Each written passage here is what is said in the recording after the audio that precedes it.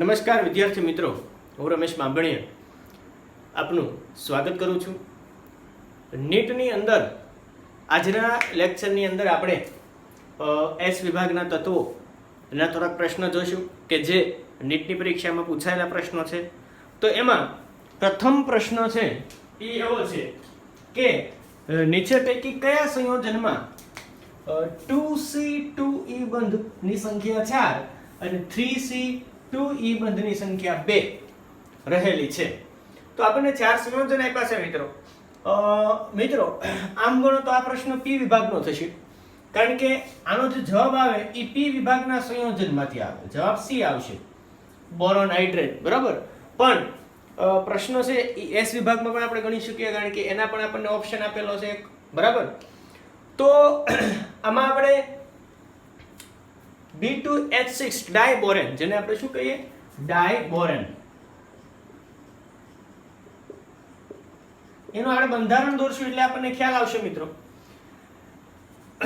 તો પહેલા તો આપણે એ જોઈએ કે C એટલે શું, તો કે કેન્દ્ર. એટલે કે આનું આપણે ગુજરાતી કરો તો આવું થશે: બે કેન્દ્ર અને બે ઇલેક્ટ્રોન વાળા બંધ. કેટલા હોવા જોઈએ? 4. અને C એટલે સેન્ટર, એમ 3 સેન્ટર એટલે કે 3 કેન્દ્ર અને 2 ઇલેક્ટ્રોન વાળા બંધ. એ કેટલા? તો કે 2. બરાબર. તો હવે આપણે એનું બંધારણ દોરીએ એટલે આપણને વધારે ખ્યાલ આવશે. તો 2 બોરોન એટલે 1 બોરોન અહીંયા, 1 બોરોન અહીંયા. હાઇડ્રોજન કેટલા? 6. આ 1 હાઇડ્રોજન, આ 2 હાઇડ્રોજન, આ 3 હાઇડ્રોજન, આ 4 હાઇડ્રોજન, આ 5 હાઇડ્રોજન અને આ 6 હાઇડ્રોજન. તો આવું કંઈક બંધારણ છે મિત્રો. બોરોનની બાહ્યતમ કક્ષકમાં 3 ઇલેક્ટ્રોન હોય. આ 1, 2 અને 3. એ જ રીતે આ બોરોન પાસે પણ 3 ઇલેક્ટ્રોન હોય. આ 1, આ 2 અને આ 3. તો તમે બંધ દોરો એટલે આ રીતનું બંધારણ થશે.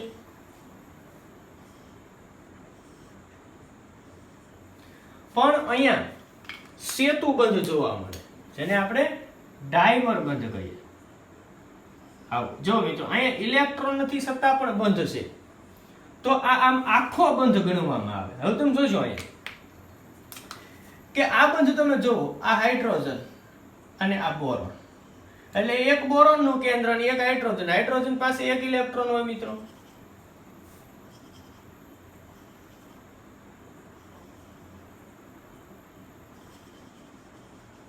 રેડી? હવે તમે જોજો. પહેલા આપણે આની વાત કરીએ. તો અહીંયા એક ઇલેક્ટ્રોન, બે ઇલેક્ટ્રોન, એટલે બે ઇલેક્ટ્રોન વાળો બંધ શું? રેડી? એટલે કે બે ઇલેક્ટ્રોન વાળો બંધ શું? હવે તો કે બે કેન્દ્ર, તો કે જોજો, એક અહીંયા હાઇડ્રોજન અને એક બોરોન, એટલે બે ના કેન્દ્ર, એટલે બે કેન્દ્ર છે, એક આનું કેન્દ્ર અને આનું કેન્દ્ર, એટલે બે કેન્દ્ર અને બે ઇલેક્ટ્રોન વાળા બંધ. એટલે કે આ બંધની વાત કરી, BH બંધની વાત કરી. કયો બંધ? BH બંધ. બોરોન અને હાઇડ્રોજન એટલે બે પરમાણુ, એટલે બે પરમાણુના કેન્દ્ર, એટલે કે બે કેન્દ્ર છે અને બે ઇલેક્ટ્રોન. એટલે કે આવા કેટલા બંધ છે? તો કે 1, આ 2, આ 3 અને આ 4. એટલે BC અને BE એટલે કે બે કેન્દ્ર અને બે ઇલેક્ટ્રોન વાળા બંધની સંખ્યા કેટલી છે? 4. રેડી? હવે જોજો. હવે વાત આવે છે આની, આ બંધની. આખો બંધ, આને એક બંધ કહેવાય. એવી રીતના અહીંયા પણ આ એક બંધ. તો જોજો, કેન્દ્ર કેટલા? તો કે એક કેન્દ્ર, બે કેન્દ્ર અને 3 કેન્દ્ર, એટલે 3C શું? 3 કેન્દ્ર એટલે 3C શું? જોજો, ઇલેક્ટ્રોન કેટલા આ બંધમાં? આ બંધ એટલે કયા બંધની વાત કરીએ? BHB બંધ. જોજો, 3 પરમાણુ એટલે 3 પરમાણુના કેન્દ્ર. ઇલેક્ટ્રોન કેટલા? તો કે આ 1 અને આ 2. અહીંયા ઇલેક્ટ્રોન છે નહીં, એટલે આ બંધમાં ઇલેક્ટ્રોન કેટલા છે? 2. એટલે 3 કેન્દ્ર, 3 સેન્ટર અને 2 ઇલેક્ટ્રોન વાળા બંધની સંખ્યા કેટલી છે? તો કે 1 આ અને 1 આ, એટલે કેટલી છે? તો કે 2. એટલે કે જવાબ શું આવશે? B2H6. મિત્રો, આ પ્રશ્ન છે ઘણી રીતે પૂછાયેલો છે. પ્રશ્ન એ રીતના પણ પૂછાયેલો છે કે ડાયબોરેન માટે નીચેનામાંથી યોગ્ય વિકલ્પ પસંદ કરો. તો એક વિકલ્પ આ હોય અને બાકીના 3 વિકલ્પ છે ખોટા હોય કે ભાઈ 2 ઇલેક્ટ્રોન ને 2 કેન્દ્રવાળા બંધની સંખ્યા 5 એમ આપે. બંધ બદલાઈ નાખે, ઘણી વખત કેન્દ્ર પણ બદલાઈ નાખે, ઇલેક્ટ્રોન પણ બદલાઈ નાખે. એટલે આ પ્રશ્ન છે એ નીટની પરીક્ષામાં 2 થી 3 વખત પૂછાયેલો છે અને ખૂબ અગત્યનો પ્રશ્ન છે મિત્રો. એટલે તમારી નોટબુકની અંદર તમે લખી નાખજો. ત્યારબાદ પછીનો પ્રશ્ન એવો છે મિત્રો કે સોલ્વે પદ્ધતિ, પ્રશ્ન નંબર 2,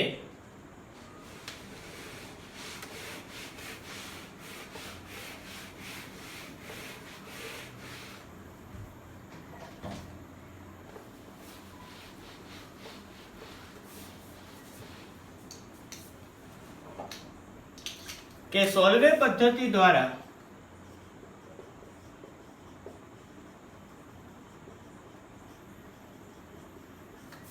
નીચે પૈકી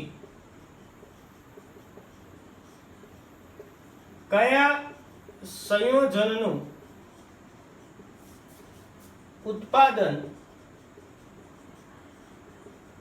કરી શકાય? નીટમાં પૂછાયેલો પ્રશ્ન. 4 ઓપ્શન છે મિત્રો. ઓપ્શન 1 એવો છે Na2CO3 sodium carbonate. Option B, બીજો option K2CO3 potassium carbonate. Option 3 NaHCO3 sodium bicarbonate. અને ઓપ્શન 4 1 અને 3 બંને. તો સોલ્વે પદ્ધતિ, ધોવાના સોડાનું ઉત્પાદનની સોલ્વે પ્રક્રમ છે એ તમને બધા જ મિત્રોને ખ્યાલ હશે.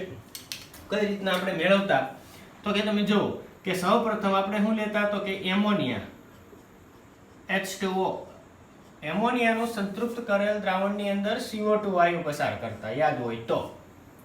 એસ વિભાગની અંદર ધોવાના સોડાની બનાવટ, બરોબર. પહેલી પ્રક્રિયા એટલે આપણને એમોનિયમ બાયકાર્બોનેટ મળતું, NH4 twice CO3. રેડી? સંતુલિત કરો તો 2 મોલ એમોનિયા લેવા પડશે અહીંયા. એટલે પ્રક્રિયા આપણી સંતુલિત થઈ ગઈ મિત્રો. હવે તો કે બીજી પ્રક્રિયામાં શું થતું તો કે એમોનિયમ NH4 twice CO3 ના દ્રાવણમાં વધુ પ્રમાણમાં કાર્બન ડાયોક્સાઇડ વાયુ પસાર કરતા, એટલે આપણને શું મળતું? Ammonium hydrogen carbonate, ammonium bicarbonate મળતું. પ્રક્રિયાને સંતુલિત કરો તમે તો 2 મોલ નાઇટ્રોજન છે એટલે 2 લેવા પડશે. એટલે પ્રક્રિયા સંતુલિત થઈ ગઈ. ત્યારબાદ મળેલ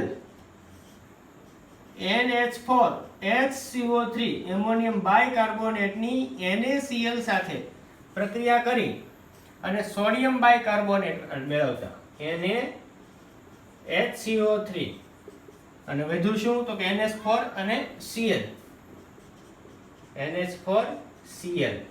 બરાબર. ત્યારબાદ સોડિયમ બાયકાર્બોનેટ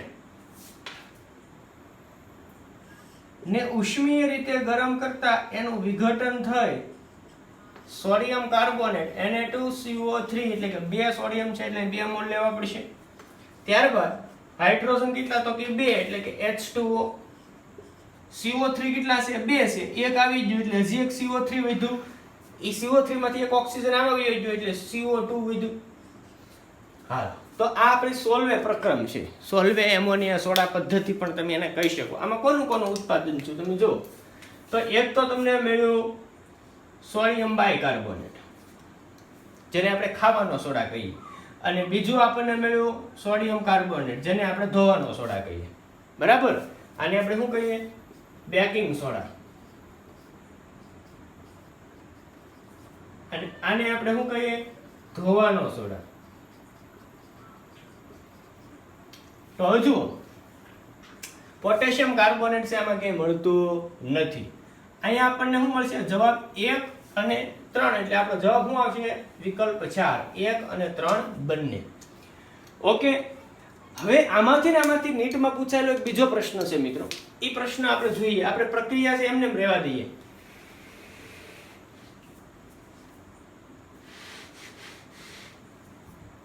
પ્રશ્ન એવો છે મિત્રો કે સોલ્વે પદ્ધતિ દ્વારા સોડિયમ કાર્બોનેટની જેમ પોટેશિયમ કાર્બોનેટ નું ઉત્પાદન કરી શકાતું નથી, કારણ કે ... બરાબર. આવો પ્રશ્ન પૂછાયેલો છે જેના વિકલ્પ આપણે લખશું. વિકલ્પ એક એવો છે કે Na2CO3 કરતા K2CO3 વધુ દ્રાવ્ય છે. ઓપ્શન 2 NaHCO3 કરતા KHCO3 વધુ દ્રાવ્ય છે.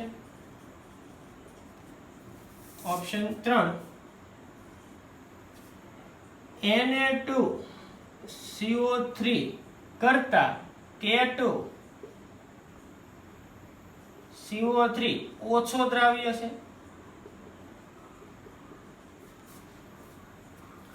ઓપ્શન 4 NaHCO3 કરતા KHCO3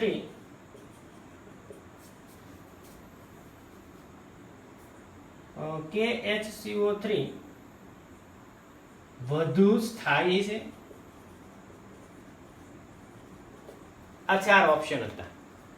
હવે આપણે જાણીએ મિત્રો કે સોલ્વે એમોનિયા સોડા પદ્ધતિમાં આપણે સોડિયમ કાર્બોનેટ મેળવીએ. હેમાંથી મેળવીએ તો જોજો. સૌપ્રથમ આપણે એમોનિયમ કાર્બોનેટમાંથી શું મેળવ્યું તો કે એમોનિયમ બાયકાર્બોનેટ. એમોનિયમ બાયકાર્બોનેટમાંથી આપણને બે નિપજ મળે, એક એમોનિયમ ક્લોરાઇડ અને એક મળે આપણને સોડિયમ બાયકાર્બોનેટ. અને પછી સોડિયમ બાયકાર્બોનેટમાંથી આપણને સોડિયમ કાર્બોનેટ એટલે ધોવાનો સોડા મળે.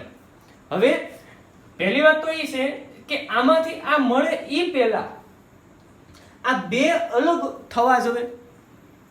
જોજો આ છે ને એમોનિયમ ક્લોરાઇડ એ સંપૂર્ણ દ્રાવ્ય છે અને સોડિયમ બાયકાર્બોનેટ છે એ ઓછો દ્રાવ્ય છે, એટલે કે અલ્પ દ્રાવ્ય છે. કેવો છે? અલ્પ દ્રાવ્ય. તો હવે આ બંનેનું તમે ગાળણ કરો તો તમને આ મળશે અલગ. બંનેનું અલગીકરણ તમે કરી શકો કારણ કે એક દ્રાવ્ય અને એક અદ્રાવ્ય. તો એમોનિયમ બાયકાર્બોનેટ જો તમને અલગ મળે તો જ તમે સોડિયમ બાયકાર્બોનેટ જો તમને અલગ મળે તો જ તમે સોડિયમ કાર્બોનેટ મેળવી શકો. બરાબર. હવે જોજો, હવે બીજી વાત આપણે એ કરીએ કે હવે આપણે પોટેશિયમ કાર્બોનેટ મેળવવો છે. K2CO3 મેળવવું. તો K2CO3 મેળવવા પહેલા આપણે પોટેશિયમ બાયકાર્બોનેટ મેળવવું પડે અને સાથે એમોનિયમ ક્લોરાઇડ મળશે. તમે NaCl લ્યો તેની જગ્યાએ તમે KCl લ્યો. હાલો, તો હવે આ પોટેશિયમ બાયકાર્બોનેટ અને એમોનિયમ ક્લોરાઇડ આ બંને મિત્રો છે ને સંપૂર્ણ દ્રાવ્ય છે. તો આ બંનેમાંથી પોટેશિયમ બાયકાર્બોનેટનું અલગીકરણ થઈ શકતું નથી. જો પોટેશિયમ બાયકાર્બોનેટનું અલગીકરણ ન થાય તો ક્યારેય તમને પોટેશિયમ કાર્બોનેટ મળતો નથી. અહીંયા તમને સોડિયમ કાર્બોનેટ શું કામ મળ્યો કે સોડિયમ બાયકાર્બોનેટ ઓછો દ્રાવ્ય છે, અદ્રાવ્ય, અલ્પ દ્રાવ્ય છે, એટલે આ બંને અલગ કરી શકો. અને જો આ બંને અલગ થાય તો જ આ મળે. તો આમાં પણ સોલ્વે પદ્ધતિ દ્વારા પોટેશિયમ કાર્બોનેટ મેળવી શકાય, પણ નથી શું કામ મેળવી શકાતો? કારણ કે પોટેશિયમ બાયકાર્બોનેટ સંપૂર્ણ દ્રાવ્ય છે. મિત્રો, તમારી ટેક્સ્ટ બુકની અંદર સોલ્વે પદ્ધતિ શરૂ થાય પહેલા જ તમને કહી દીધું કે સોલ્વે એમોનિયા સોડા પદ્ધતિ દ્વારા સોડિયમ કાર્બોનેટ મેળવવા માટે સોડિયમ બાયકાર્બોનેટની ઓછી દ્રાવ્યતાનો લાભ લેવામાં આવે. અહીંયા તો કે આ સંપૂર્ણ દ્રાવ્ય છે તો ક્યારેય કોઈ દી આ બે અલગ ન થાય, બે અલગ ન થાય એટલે પોટેશિયમ કાર્બોનેટ ક્યારે મળે નહીં. એટલે આ પ્રશ્ન પણ નીટની પરીક્ષામાં પૂછાયેલો છે. હવે શું આવશે જવાબ? તો સોડિયમ કાર્બોનેટ કાંઈ ન આવે, કારણ કે એનું કે આપણને કીધું જ નથી. સ્થાયીતાને કાંઈ નહીં, તો કે સોડિયમ બાયકાર્બોનેટ કરતા પોટેશિયમ બાયકાર્બોનેટ વધુ દ્રાવ્ય છે. એટલે જવાબ શું આવશે આપણો? 2. તો આ પ્રશ્ન પણ આખો તમારી નોટબુકની અંદર તમે લખી નાખજો મિત્રો. ત્યાર પછીનો પ્રશ્ન છે પ્રશ્ન નંબર 4.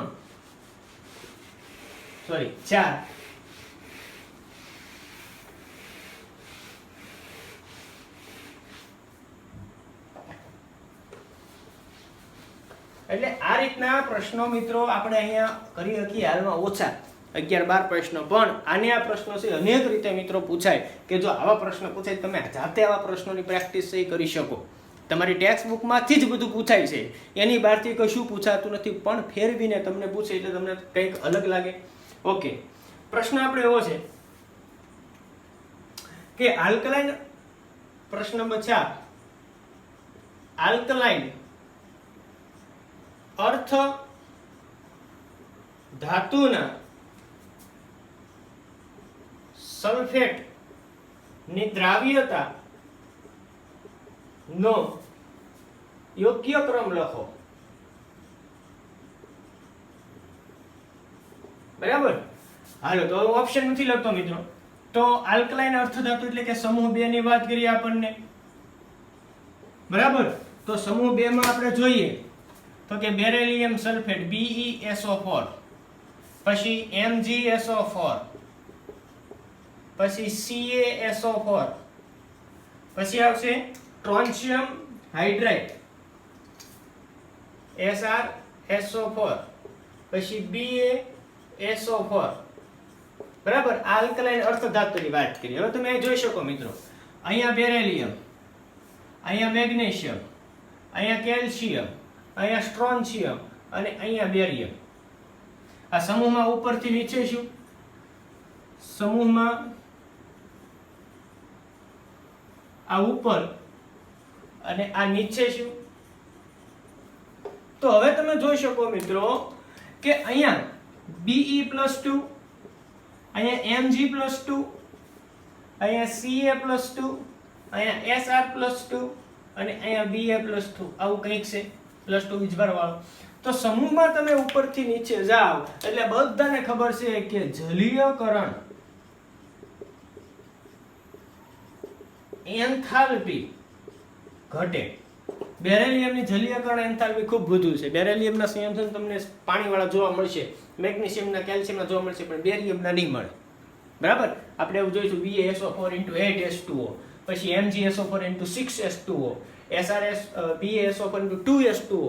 પછી તમે છેલ્લે તમે જાવ પાણીના અણુની સંખ્યા ઘટતી જાય. શું કામ? કારણ કે જલીયકરણ એન્થાલ્પી ઘટે એટલે કે પાણીમાં ભળવાની ક્ષમતા ઘટે. તો હવે સૌથી વધુ કોણ પાણીમાં ભળશે? તો કે આ સૌથી વધુ, આ સૌથી ઓછું. તો સૌથી વધુ પાણીમાં ભળે એનો મતલબ વધુ દ્રાવ્ય શું? એટલે કે દ્રાવ્યતા પણ કેવી થાય? ઘટે. તો સૌથી વધુ દ્રાવ્ય કોણ થાય? Beryllium sulphate. એનાથી ઓછું કોણ થાય? મેગ્નેશિયમ. એનાથી ઓછું કેલ્શિયમ સલ્ફેટ. એનાથી ઓછું દ્રાવ્ય સ્ટ્રોન્શિયમ સલ્ફેટ. ને સૌથી ઓછું દ્રાવ્ય કોણ થાય? Barium sulphate. તો આ પ્રશ્ન હતો આપણો પ્રશ્ન નંબર 4. નોટબુકની અંદર બધા લખી નાખજો. તો આડાવાળો ક્રમ તમને આપેલા હોય. બરાબર, હવે પછીનો પ્રશ્ન એવો છે મિત્રો કે કોસ્ટિક સોડાના ઉત્પાદન દરમિયાન, કોસ્ટિક, પ્રશ્ન નંબર 5, કોસ્ટિક સોડા ના ઉત્પાદન દરમિયાન એનોડ અને કેથોડ પરની અનુક્રમે એનોડ અને કેથોડ પર રહેલી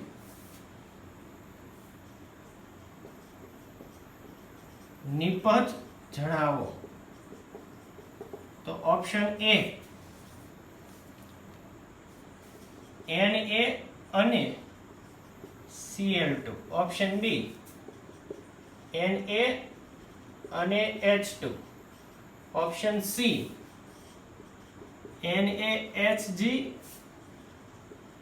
અને NaOS. ઓપ્શન ડી NaHG અને Cl2. મિત્રો, કોસ્ટિક સોડાના ઉત્પાદન દરમિયાન તમને ખ્યાલ હોય તો આપણે કેથોડ લેતા, બરાબર? અહીંયા લીધું કેથોડ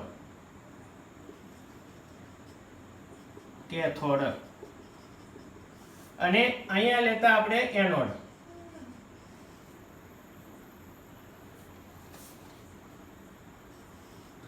મિત્રો, તમને ખ્યાલ હશે કે અહીંયા આ જે કેથોડ લીધો એ કેથોડ આપણે કોનો લેતા? મર્ક્યુરી ધાતુનો. મર્ક્યુરી ધાતુનો આપણે કેથોડ લેતા. પછી આ દ્રાવણની અંદર આપણે શું ભરતા? યાદ છે? NaOS, દરિયાનું પાણી, NaCl વત્તા H2O. એટલે આમાંથી જે ક્લોરીન છૂટો પડે અને સોડિયમ જે છૂટો પડે, એ સોડિયમ સીધો ક્યાં જોડાશે? તો કે Na+. Na+ નો અર્થ શું થાય? કે એને ઇલેક્ટ્રોન ગુમાવેલો છે. હવે એને ઈ ઇલેક્ટ્રોન શું કરવો? મેળવવો. એટલે મેળવવા માટે ઈ Na ધાતુ અહીંયા મળશે. તો મેળવે એટલે કે કઈ પ્રક્રિયા થઈ? રિડક્શન. તો આપણને ખબર છે કે ભાઈ રિડક્શન ક્યાં થાય? તો કે કેથોડ ઉપર. તો સોડિયમ ધાતુ છે ઈ કેથોડ ઉપર છૂટું પડે અને ક્લોરીન છે ઈ ક્યાં મળશે? એનોડ ઉપર. તો જો કેથોડ ઉપર જમા શું થાય? સોડિયમ. પણ અહીંયા આપણને શું પૂછ્યું? કેથોડ, એનોડ અને કેથોડ પર રહેલી નિપજ, એની ઉપર કઈ નિપજ બને એવું નથી પૂછ્યું. એની ઉપર કઈ નિપજ રહેલી છે એ પૂછ્યું. તો સોડિયમ કેથોડ ઉપર જમા થાય એટલે કેથોડ શેનો બનેલો છે? મર્ક્યુરીનો. એટલે મર્ક્યુરી સાથે સોડિયમ જોડાય, જેને શું કહેવાય? સોડિયમ સરંસ, એમાલ્ગમ પણ એને કહી શકાય. શું કહી શકાય? એમાલ્ગમ. અને એનોડ ઉપર શું મળે તમને? ક્લોરીન. કારણ કે Cl માઇનસ એટલે ઇલેક્ટ્રોન મેળવેલો છે. હવે ઈ ઇલેક્ટ્રોન ને ગુમાવવો છે, એટલે ઇલેક્ટ્રોન ગુમાવે એટલે ક્લોરીન વાયુ છે ઈ ક્યાં મળે તમને? એનોડ ઉપર. કારણ કે ઇલેક્ટ્રોન ગુમાવે એટલે કઈ પ્રક્રિયા થાય? ઓક્સિડેશન. ને ઓક્સિડેશન છે ક્યાં થાય? તો કે એનોડ ઉપર. એટલે જવાબ શું આવશે આપણો? ડી. કે કેથોડ ઉપર મળશે આપણને. સોરી, અહીંયા ભૂલ છે. અહીં પહેલા કેથોડ લખ્યું હું અને અહીં હું લખી એનોડ, કારણ કે અનુક્રમે કીધું ને. એટલે કેથોડ ઉપર મળશે સોડિયમ સરંસ અને એનોડ ઉપર મળશે ક્લોરીન વાયુ. ત્યારબાદ પછીનો પ્રશ્ન આપણે જોઈએ.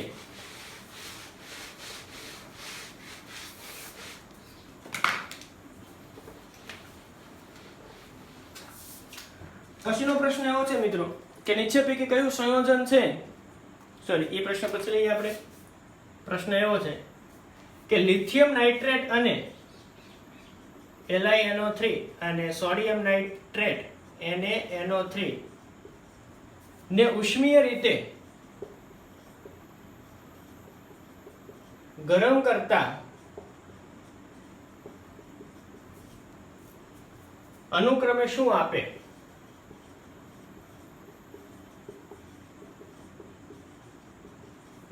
બરાબર. તો ઓપ્શન છે લખી લખતો હું, અથવા લખું. હાલો. Li2O અને Na2O. ઓપ્શન બી LiNO2 અને NaNO2. ઓપ્શન સી Li2O અને NaNO2. ઓપ્શન ડી LiNO2 અને Na2O. આવો જવાબ પ્રશ્ન છે મિત્રો. વિકલ્પ આવા છે. હવે તો કે આપણે એસ વિભાગમાં ભણી જાય મિત્રો. ખાસ યાદ રાખો, લિથિયમનું સમૂહના અન્ય તત્વોથી અલગ પડવું. તો એમાં આપણે આવતું કે લિથિયમના નાઇટ્રેટને ગરમ કરતા એનું વિઘટન થાય અને ઓક્સાઇડ આપે, જ્યારે સમૂહના અન્ય નાઇટ્રેટને ગરમ કરતા એનું નાઇટ્રાઇટમાં રૂપાંતર થતું. ખાસ યાદ કરો મિત્રો, અથવા તમારા ટેક્સ્ટ બુકમાં તમે જોઈ શકો લિથિયમનું સમૂહના અન્ય તત્વોથી અલગ પડવું. એમાં એક પોઈન્ટ આ છે. તો લિથિયમ નાઇટ્રેટ LiNO2 અને NaNO3 આ બંનેને તમે ગરમ કરો ને મિત્રો, એટલે અલગ અલગ નિપજ મળે. અહીંયા આપણે જેમ સોડિયમ નાઇટ્રેટ લીધું એમ કોઈ પણ તમે લઈ શકો, KNO3, રુબેડિયમ નાઇટ્રેટ, RbNO3, એટલે સમૂહના કોઈ પણ નાઇટ્રેટ લઈ શકો. બંનેને ગરમ કરો એટલે વિઘટન થાય અને લિથિયમ શું આપશે તો કે લિથિયમ મોનોક્સાઇડ, એટલે 2 મોલ કરવા પડશે.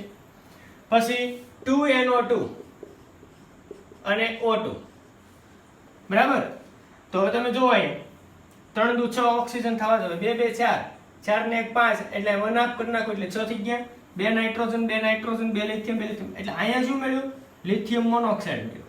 પણ સોડિયમ નાઇટ્રેટને ગરમ કરો એટલે એનું નાઇટ્રાઇટમાં NaNO2 પ્લસ 1 હાફ O2 માં રૂપાંતર થાય.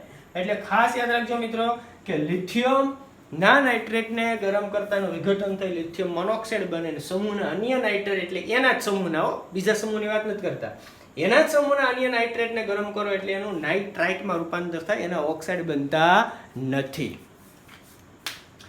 પછીનો પ્રશ્ન જોઈએ આપણે.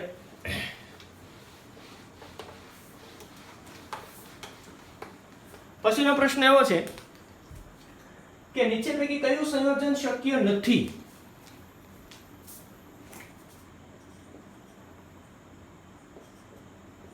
નીચે પૈકી કયું સંયોજન શક્ય નથી? તો કયા કયા આપ્યા આપણે જોઈએ. Option 1 MgCl2 into 6H2O. Option 2 CaCl2 into 6H2O. Option 3 KCl into 6H2O. અને ઓપ્શન 4 LiCl into 2H2O.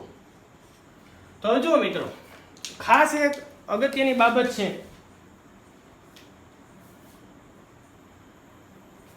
કે આપણે જોયું કે સમૂહ 1 અને સમૂહ 2, સમૂહ 1 ની જલીયકરણ એન્થાલ્પી ઓછી છે, જ્યારે સમૂહ 2 ની જલીયકરણ એન્થાલ્પી વધુ છે. તો તમે જુઓ ક્યારે પણ KCl છે એમાં પાણી જોવા મળતું નથી, કારણ કે KCl માં તમે જુઓ ને તો એમાં K+ છે અને K+ ની જલીયકરણ એન્થાલ્પી છે ને ખૂબ ઓછી છે, એટલે એમાં પાણીના અણુ જોડાયેલા હોતા નથી. એટલે MgCl2 6H2O હોય, CaCl2 6H2O હોય, LiCl2H2O હોય, પણ KCl છે એની જલીયકરણ અંશ ખૂબ ઓછો હોવાથી ઈ પાણીમાં એમાં પાણીના અણુ છે એ સંયોજન જોવા મળતું નથી. એ નિર્જળ હોય, એકલું KCl હોય, ક્યારે સજ્જળ હોતું નથી, એટલે કે પાણી એમાં જોવા મળતું નથી. પછીનો પ્રશ્ન લઈ લઈએ આપણે ફટાફટ. પછીનો પ્રશ્ન એવો છે કે નીચે પૈકી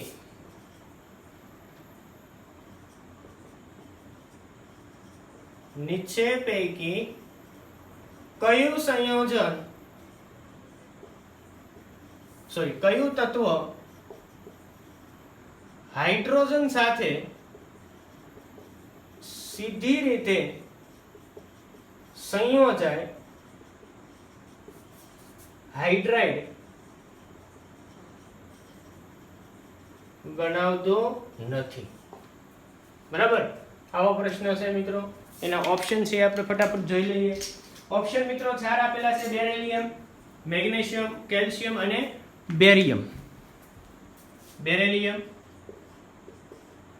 મેગ્નેશિયમ, કેલ્શિયમ અને ડી છે બેરિયમ. મિત્રો આપણો જવાબ આવશે બેરિલિયમ, કારણ કે બેરિલિયમનું ખૂબ કદ નાનું અને વિદ્યુત ઋણતા વધુ હોવાથી બેરિલિયમ છે એ હાઇડ્રોજન સાથે સીધું સંયોજાતો નથી.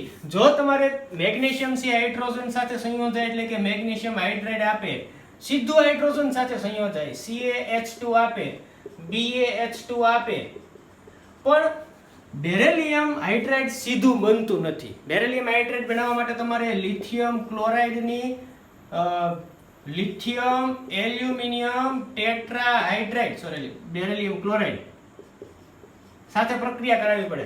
સીધું ક્યારે આવું જોવા નથી મળતું. Be + H2 એટલે BeH2 બને. આ પ્રક્રિયા ક્યારે શક્ય નથી કારણ કે બેરિલિયમનું કદ ખૂબ નાનું છે. એટલે આ પ્રક્રિયા તમે કરો એટલે તમને મળશે BeH2 plus lithium chloride LiCl અને પ્લસ એલ્યુમિનિયમ ક્લોરાઇડ AlCl3. બરાબર. તો હવે તમે એ જુઓ તો ક્લોરીન છે 3 ને 1 4 છે એટલે 2 કરવા પડે. તો બેરિલિયમ 2 છે એટલે 2 કરવા પડે એટલે હાઇડ્રોજન 4 2 2 4 એટલે બેરિલિયમ હાઇડ્રાઇડ આ રીતના બને. આડત્રી રીતે બને પણ ક્યારેય સીધી રીતે જોડાતું નથી. જ્યારે આ ત્રણેય તત્વો છે સીધા હાઇડ્રોજન સાથે જોડાય અને હાઇડ્રાઇડ બનાવે પણ બેરિલિયમ બનાવતું નથી. તો આજનો લેક્ચર છે એ મિત્રો આજે આપણે અહીંયા પૂર્ણ કરીએ છીએ. આવતીકાલના લેક્ચરમાં છે આપણે બીજા એસ વિભાગના નવા પ્રશ્નો જોઈશું. ત્યાં સુધી બધા જ વિદ્યાર્થી મિત્રોને નમસ્કાર.